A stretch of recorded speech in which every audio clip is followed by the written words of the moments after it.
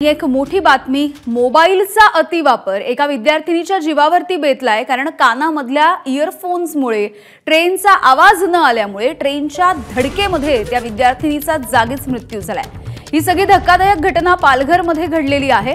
पश्चिम रेल्वेच्या पालघरमधल्या सफाळे रेल्वे स्थानकाजवळ रूळ ओलांडत असताना माकणे गावामधल्या वैष्णवी रावल या विद्यार्थिनीला राजधानी एक्सप्रेसनं धडक दिली आणि या मुलीचा जागीच मृत्यू झालाय। माकणेजवळ पश्चिम रेल्वेवरती उड्डाणपूल नसल्यामुळे तिथले रहिवासी धोकादायक पद्धतीने रेल्वेचे रूळ ओलांडत असतात आणि त्यातच अनेक विद्यार्थ्यांच्या कानामध्ये नेहमीच इयरफोन असल्याचं दिसून येतं। त्यामुळे त्यांचं येणाऱ्या जाणाऱ्या गाड्यांकडे सुद्धा लक्ष नसतं आणि याच मधून हा अपघात घडल्याची माहिती मिळतेय। वैष्णवीच्या या मृत्यूच्या नंतर परिसरामध्ये सध्या हळहळ व्यक्त होतीये।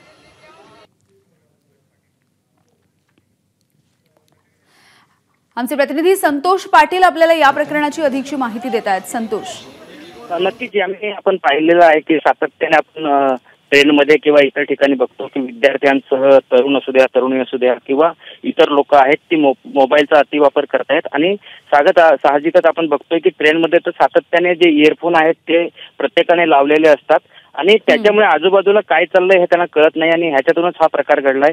जी ही वैष्णवी विद्यार्थी आहे ती सफाळा स्टेशनला उतरली आणि ती जात असताना तिच्या कानामध्ये इयरफोन असल्याची माहिती मिळत आहे आणि तिकडून ट्रेन आली। त्या ट्रेनच्या धडकेमध्ये तिला उडवलं गेलं आणि तिचा दुर्दैवी असा मृत्यू झाला।